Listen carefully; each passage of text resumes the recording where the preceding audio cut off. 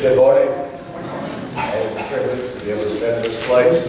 We're now in the 14th year and be able to get the privilege of the lesson for the hour, be able to worship right here. The Lord has certainly blessed me, blessed you to be part of this congregation. We're thankful for the growth that we have experienced and continue to experience. And on that note, a young lady came to me Wednesday night. I gave her a form. Said and indicated that she would like to be acknowledged as a member of the congregation here. I understand Savannah Valerie is a newest member. She comes to us from that congregation. I thank part of the influence of Robert Leona. Her relations here. She likes to see what is encouraged by what she sees here, and she's encouraging to us. So please welcome her. Hold here. I've seen her again, my sister for years. Right? Thank you, young lady. We're so thankful to have her part of the congregation. When we conclude our worship service this morning, let her know how much you appreciate her coming our way. And it's our good responsible privilege to be able to help encourage her. The first question is asked in Scripture, is your brother's keeping? The answer is still yes. So let's see what we can to be able to encourage her. This last Wednesday night, the service was over with. A young man came and said, I think I know all the answers to the call. And he got them all right. He's 7 years of age. And having to stand up. Jacob will stand up now. He's got the medal around his neck. We're proud of him. Thank you, Jacob. There are now 4 young people here. And just for a moment, but all 4 stand up. Won their medals. Then Haley, is Haley Morris here? Okay, but okay, he said there are 4 now that have learned all the passages on the kids singing part. The first will be over, the second one soon. I know several of you who are older, maybe way up in years, thought when we started this program, there's no way I can memorize those facts, but I think you probably surprised yourself. But the way I guess I would look at it, a 7-year-old be diligent enough, and certainly that's a great example for all of us. So we're thankful that we have the young people here. You know, visitors that come our way, they have to get adjusted to the cry, the sermonettes, if you will, of their little ones. Some people, it doesn't bother me. I tell you, I love it. And to be a part of the congregation has so many young people. The Lord has blessed us with a lot of families, with young people. Those young people are the privilege of parents, but have been entrusted by God to help raise them up, and God's nurture and admonition and care, anything the church can do to help with that. My children, and yours, I know, will be appreciated. This has been a challenging week for America. I know when I first began to hear the news of the bombing of Boston. I lived about an hour's drive north of Boston and run in races in that area. I never did qualify for the Boston Marathon, but I know seeing that path, our great hill, know where the finish line is, and that neighborhood, and think, what in the world is happening? And then as the news came out, it was certainly an act of terrorism, and as we saw things unfold, to be able to find those 2 men and maybe others, I know there's been a lot of emotions that we've all experienced personally. Our thoughts and prayers are certainly with those who have suffered this past week. You know, even though that little town north of Waco, more people died there in that accident. It's horrible to see so many houses and homes leveled so quickly by an accident. But even though only 3 people died, or 4 people died, and the sheriff are completely skilled, you know, we think about it, I guess, differently in Boston, because there are people who live among us who want to see this nation strong. I heard in an interview coming back from Lexington, Kentucky on Tuesday or one day this week about it was terrorism. A guy who supposedly was a terrorism expert in our country, been studying that for years. He had an interview with George Bush back in 2001, in the summer of 2001, and said, let me tell you what I think is going to happen soon. I think that we're going to get in things like planes, and these terrorists will climb into our buildings. And guess what? He was right within a couple of months. And there's been other major terrorism acts that he's predicted, and he said, listen, we need to get used to things like this. And the goal of terrorism is to cause us to live in fear, as if we weren't already. That's the goal of those Islamic fundamentalists who would seek to take over the world. But it's always been the goal of some greater force than Islam, and that's of the devil. The Satan loves to see us be cowards and to be people who live in fear. If you will, this morning, open your Bibles as we begin to study the book of Matthew, chapter 14. We read an incident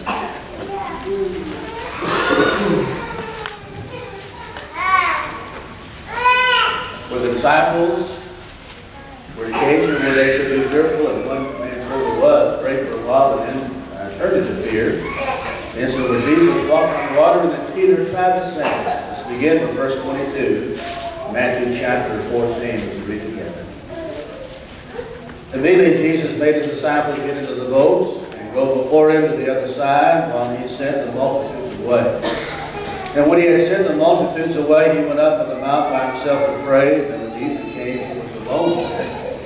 But the boat was now in the middle of the sea, tossed by the waves, for the wind was contrary.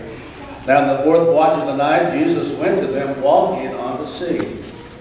When the disciples saw him walking on the sea, they were troubled, saying, "It's a ghost." And they cried out with fear. But immediately Jesus spoke to them, saying, "Be of good cheer, it is I, do not be afraid." And Peter answered and said, "Lord, if it is you, command me to come to you on the water." So he said, "Come." And when Peter had come down out of the boat, he walked on the water to go to Jesus. But when he saw that the wind was boisterous, he was afraid. And beginning to sink, he cried out, saying, "Lord, save me." Immediately Jesus stretched out his hand and caught him and said to him, "O you of little faith, why did you doubt?" When they got in the boat, the wind ceased. And then those who were in the boat came and worshipped him, saying, "Truly you are the Son of God." Here's a man who was handpicked by the Lord. By this time, he'd already seen and witnessed a number of miracles that the Lord had performed. And even though he had given so much behind and sacrificed all to follow Jesus, and even though by this time he'd already learned some things that were noteworthy, yet a situation developed he'd never been in before. Started out well, got out of the boat, no doubt the other disciples said, "Are you crazy?" But he had a little bit of boldness there, had a little bit of courage, and he got out there in the cold waves of reality. They got slapped in the face, and he became afraid. We're like that. You know, all of us grew up with fears. As small children might have been afraid of the dark. I still remember, probably at the tender age of 9, when our family moved out to Carnes. And one of the things from time to time my mother would ask me to do, now there were 6 children, we lived upstairs in a 2-story house. Downstairs in the garage, playroom, a few things, had the washer and dryer. And she would say, "Would you go down and get the clothes out of the dryer?" It was dark down there. We didn't go down there very much in the winter time. I tell you, just going down those steps, she could probably acknowledge the same fears. But I was afraid, couldn't wait to get those clothes back upstairs. I get them as many as I could, take them upstairs. My mom for days would find in socks and things I left in my hurry trip back upstairs. I'm probably not the only one here who's afraid of the dark. You know, some of you might have grown up and think there might have been monsters under the bed or monsters in the closet or somewhere. But you know, as we get older, we realize there were no monsters there, but we all have a monster. There are things that terrify us. There are things that would cause us to will. Things that we think we can handle, sometimes we can't, because fear comes upon us. For those of you who raise them now, have small children, that you're raising up is a different world. When I was growing up, I did 61 now. I can still, as I mentioned, realize what it was like. I had my fears of the dark, but growing up in this country now, and looking at the future, certainly has filled a lot more fear. What's going to happen to this country? Anybody have fears of that? What's going to happen to our nation? What's going to happen to the church? Will things be easier for the church in days ahead? Will they be more difficult? I think they'll be more difficult. Most of us, I think, acknowledge that. Here's the question.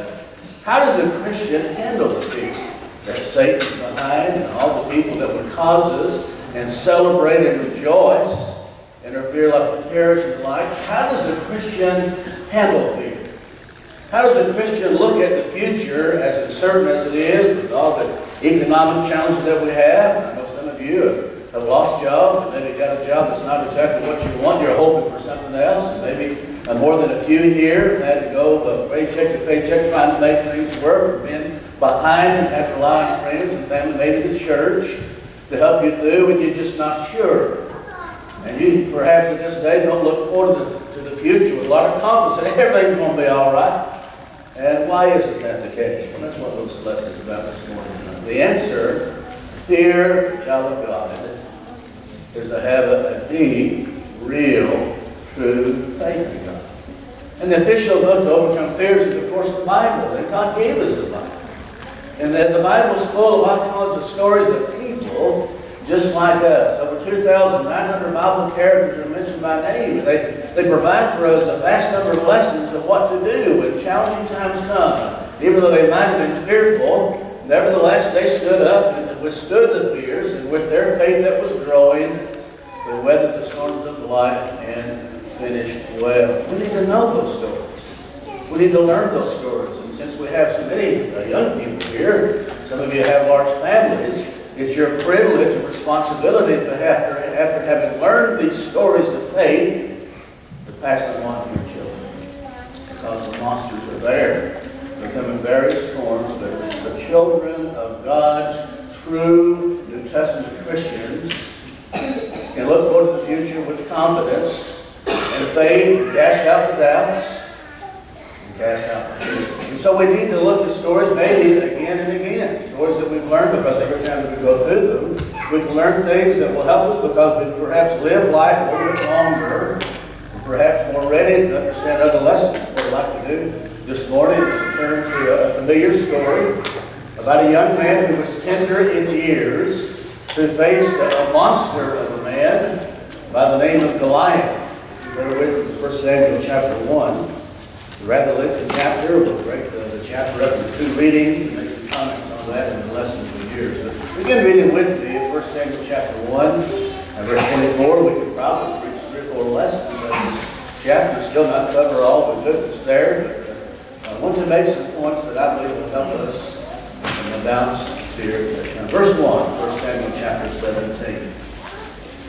Now the Philistines gathered their armies together to battle. We gathered at Sukkah, which belongs to Judah. They encamped between Sokah and Ezekah in Ephes-Dammim.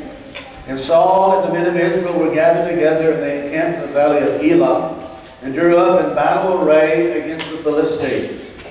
The Philistines stood on a mountain on one side, and Israel stood on a mountain on the other side, with a valley between them. By the way, that valley is about a mile wide. Imagine that scene. There's a mountain on one side with the Israelites, and a mountain on the other side with the Philistines, about a mile in between, and that's where the battle would take place. And a champion went out from the camp of the Philistines named Goliath from Gath, whose height was 6 cubits and a span. He had a bronze helmet on his head, and he was armed with a coat of mail, and the weight of his coat was 5,000 shekels of bronze. He had bronze armor on his legs, and a bronze javelin between his shoulders. Now the staff of his spear was like a weaver's beam, and his iron spearhead weighed 600 shekels, and a shield bearer went before him. Then he stood and cried out to the armies of Israel and said to them, "Why have you come out to line up for battle? Am I not a Philistine? You, the servants of Saul? Choose a man for yourselves, and let him come down to me. If he is able to fight with me and kill me, then we will be your servants. But if I prevail against him and kill him, then you shall be our servants and serve us." The Philistine said, "I defy the armies of Israel this day. Give me a man that we may fight together."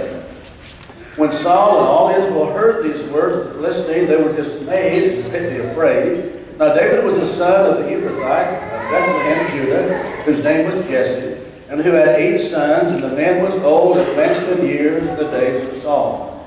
The 3 oldest sons of Jesse had gone to follow Saul to the battle. The names of his 3 sons who went to the battle were Eliab, the firstborn, next to him Abinadab, and the third Shammah. David was the youngest, and the 3 oldest followed Saul. But David occasionally went and returned from Saul to feed his father's sheep at Bethlehem. And the Philistine drew near and presented himself 40 days, morning and evening. And Jesse said to his son David, "Take now for your brothers an ephah of this dried grain, and these 10 loaves, and run to your brothers in the camp. and carry these 10 cheeses to the captain of their 1,000, and see how your brothers fare, and bring back news of them. Now Saul and they, and all the men of Israel, were in the valley of Elah, fighting with the Philistines. So David rose early in the morning, left the sheep with the keeper, and took the things, and went as Jesse had commanded him. And he came to the camp as the army was going out to the fight, and shouting for the battle. For Israel and the Philistines had drawn up in battle array, army against army. And David left his supplies in the hand of the supply keeper, ran to the army, and came and greeted his brothers. And as he talked with them, there was the champion, the Philistine of Gath, Goliath by name, coming up in the armies of the Philistines. And he spoke according to the same words, so David heard them. And all the men of Israel, when they saw the man, fled from him and were dreadfully afraid. I want you to imagine if you ever go back in the time machine and witness this event. Maybe every soldier in the army of Israel, what would it be like that day? To see this giant, this monster man, 9.5 feet tall, with all his armor, weighed about estimated 175 to 200 pounds. This was a warrior. And he wanted to be what's called a representative battle. He said, listen, I'll fight for the Philistines. You bring me a man that will fight for Israel. Whoever wins, mano a mano, then whoever loses will be the servants of the other. Seemed to be a pretty good deal for him to be a 9.5 foot tall. No Israelite to that height. So he said, okay, go ahead. Made the great threat for 40 days. And that's there he was, making this challenge. Somebody asked, how about King Saul?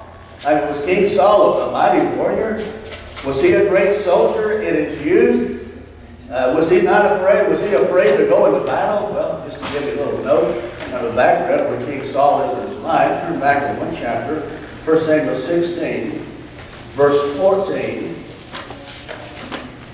1 Samuel 16, verse 14, but the Spirit of the Lord departed from Saul, and a distressing spirit of the Lord troubled him. If you're familiar with 1 Samuel, you'll know that in 1 Samuel chapter 15, King Saul blew it big time. He'd been given the challenge to go and defeat, to utterly defeat, destroy the Amalekites. Did he do it? No, he did not do what God told him to do. He, as some people call it, partially obeyed. How can you obey partially? You either do it or you don't. But nevertheless, he brought back the spoils. Samuel comes up, representing God, and said, you did wrong this day, Saul. He said, it wasn't me, it was them. I was afraid, but nevertheless, God through Samuel told Saul, the day's coming. Your kingdom's going to be taken from you because you did not obey my word. And in the next chapter, we find Saul's soul pretty troubled.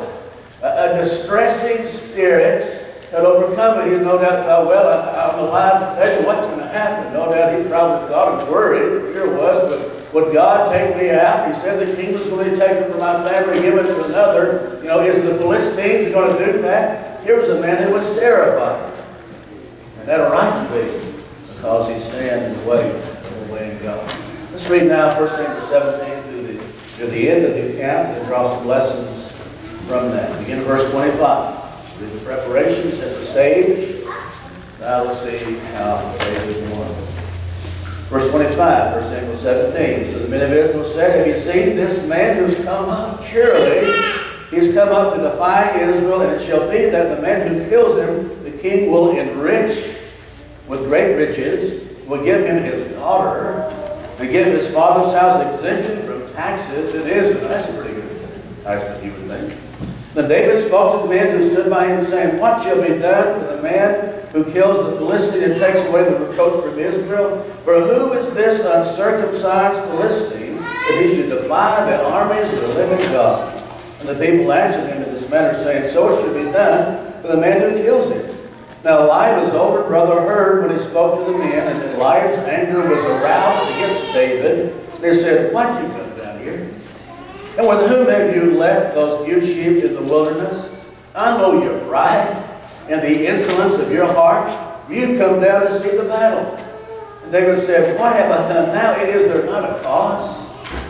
Then he turned from him toward another and said the same thing. And these people answered him as the first ones did.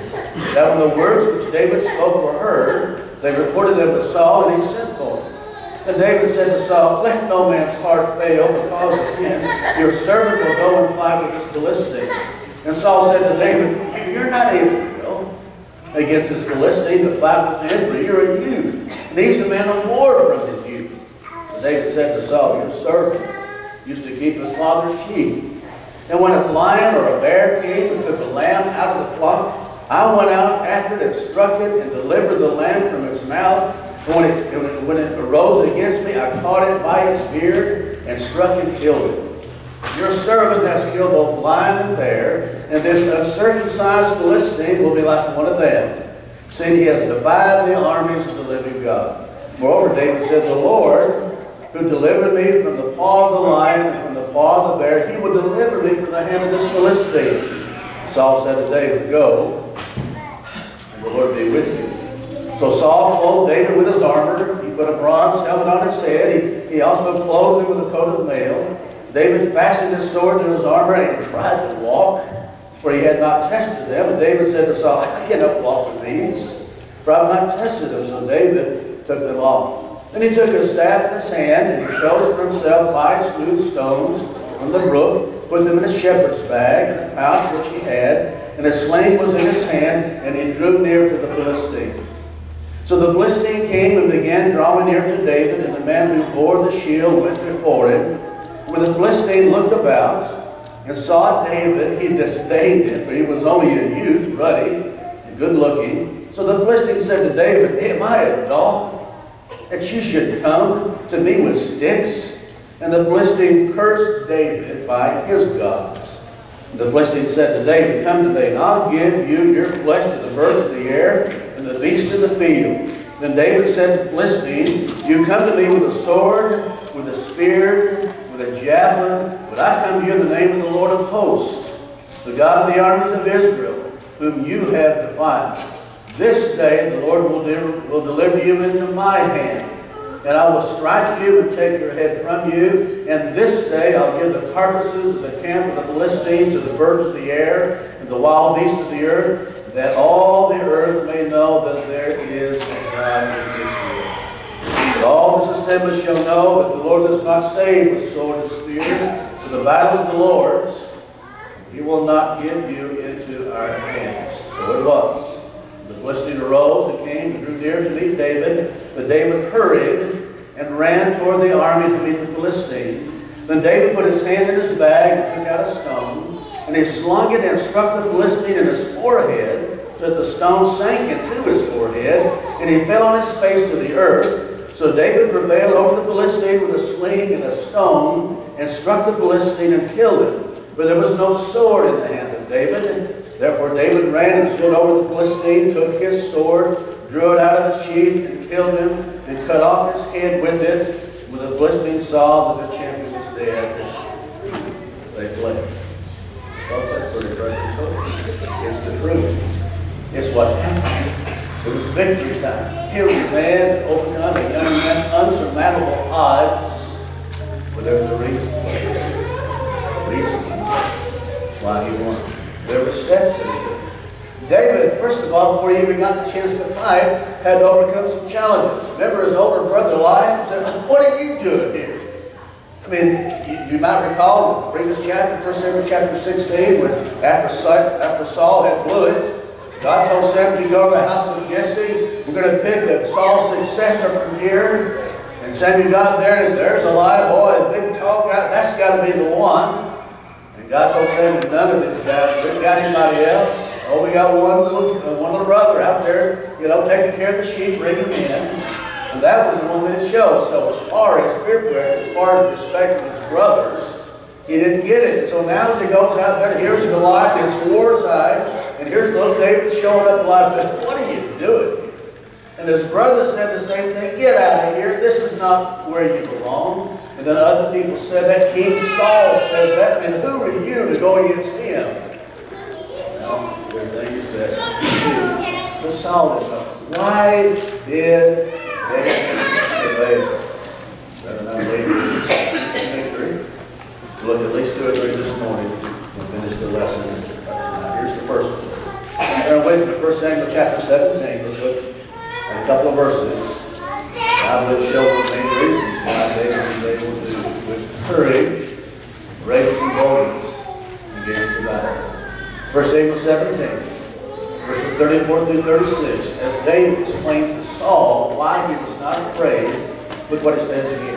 But David said to Saul, your servant used to keep his father's sheep. When a lion or bear came and took the lamb out of the flock, I went out after it and struck it, and delivered the lamb from its mouth. And when it rose against me, I caught it by its beard and struck and killed it. Your servant has killed both lion and bear. This uncircumcised Philistine will be like one of them, seeing he has defied the armies of the living God. Moreover, David said, the Lord has delivered upon the lion and upon the bear. He's going to take care of it. So what did it do? What was the first key? Here it is. David remembered what God had already done for him. In fact, I mean, for a young man to fight a bear and a lion was pretty noteworthy. I wouldn't have fact that. I don't know anybody here would do that, but he did. And he had been successful, and no doubt the reason for that because he knew God had delivered him. With God on his side, he was fearless.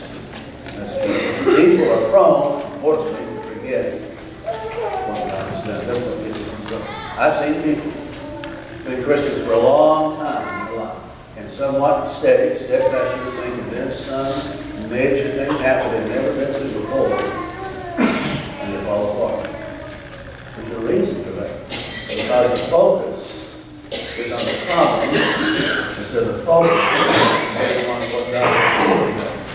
And I mentioned here in the PowerPoint, when you look at the nation of Israel, all kinds of examples of things that God has done and opportunities for men, women, for armies, for nations to show and to trust God.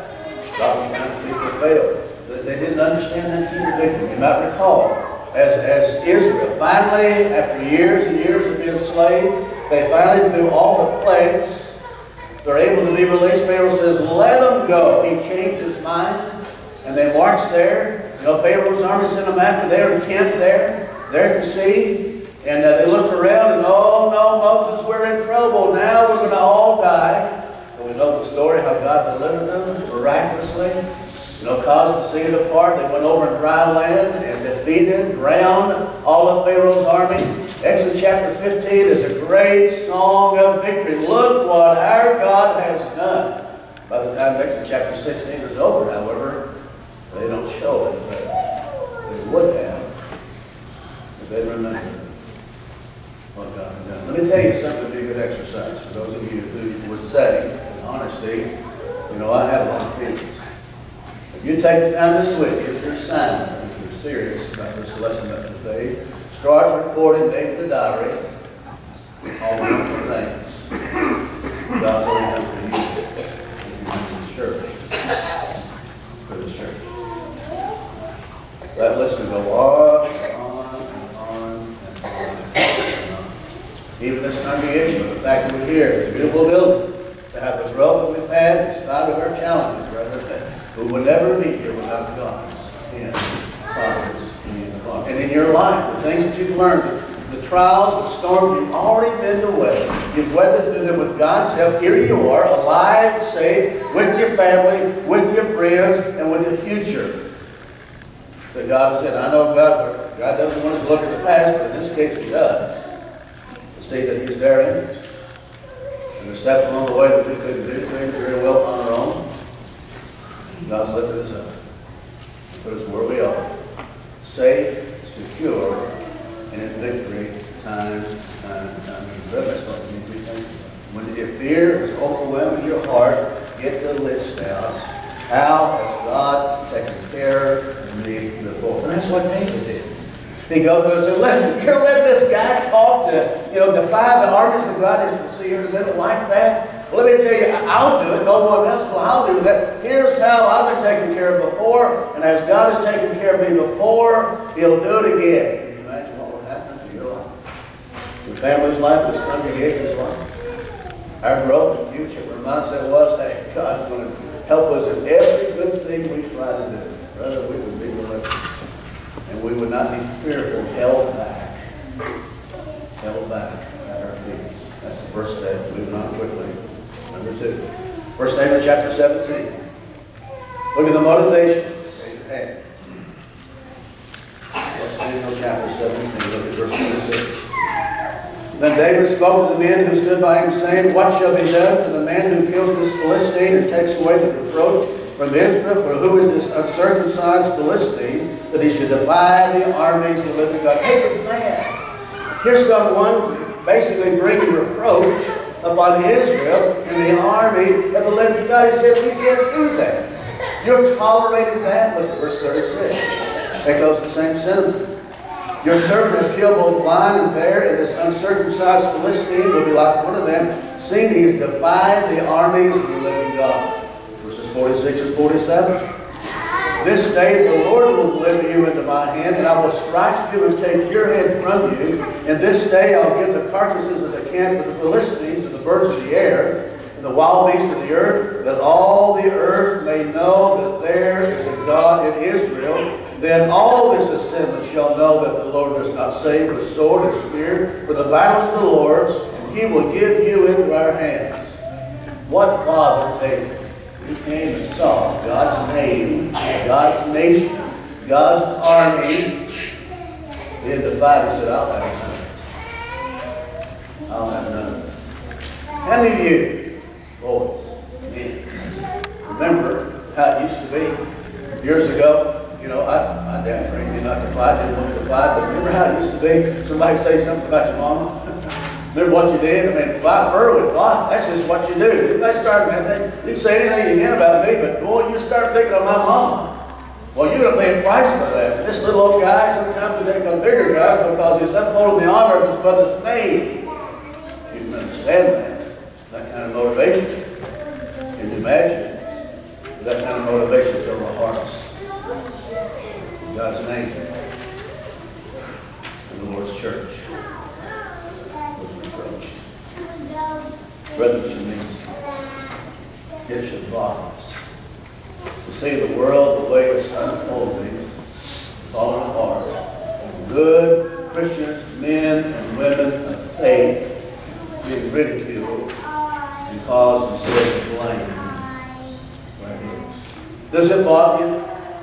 Someone speaks a word against the church? It should. Does it bother you when people, maybe even members, do something against the church that mars its reputation rather than it should?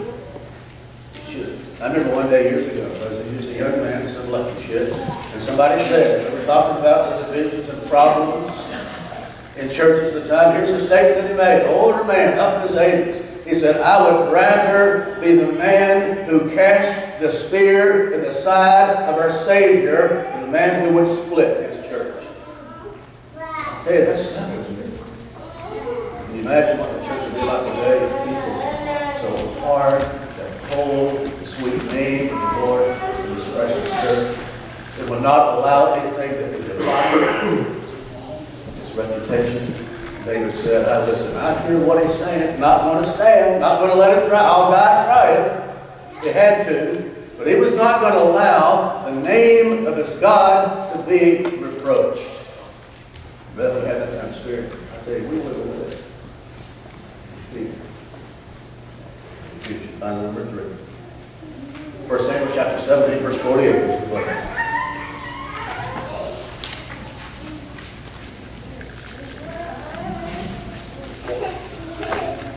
So it was, the Philistine arose and came and drew near to meet David, that David hurried and ran toward the army to meet the Philistine. Now, guess what a guy will be doing who's afraid? Here's a guy who went a mile away. He might have been a quarter mile away. But how long do you think it would take a coward to make that quarter-mile journey? David says, I'm ready. He was running. He was in a hurry. He was running to do the battle. I tell you, folks, that's right. I admire that. Here's a guy who says, not only will I fight, let's get it on and do it now. The name of my Lord is being defied. Let's do it now. Anything he can do to hurry it up, he's going to do that. I tell you, I admire people who have that kind of passion. They're in a hurry to do the right thing. Yesterday I had the privilege of going to Alaska to watch the 4th of July game. I don't know if you went to that game. A few people asked me, you know, what did you see that you liked? I tell you one thing that I saw that made me feel good. This new coach is instilled. You know, how they get on the field. Sometimes the defense, they have to get up in the field. They no longer have the offense, no longer has the ball. Instead of just walking out there, then this coach said, you run out there. You run out there and get to the line and be ready to do battle. And when the first quarter ended, the team was on the defense, was about the 35-yard line when that one went off. The end of the first quarter, here's 11 guys running over across the field, 50 yards to glide up to the next one. They're going to have to sit there and wait 5 minutes for TV break, but they ran down there to do battle. I like that kind of effort. Can you imagine what would happen with your life, the life of this church, if we were passionate in a hurry, do the right thing, do the right thing to people. If the Lord would want us to be in a hurry, to obey our God.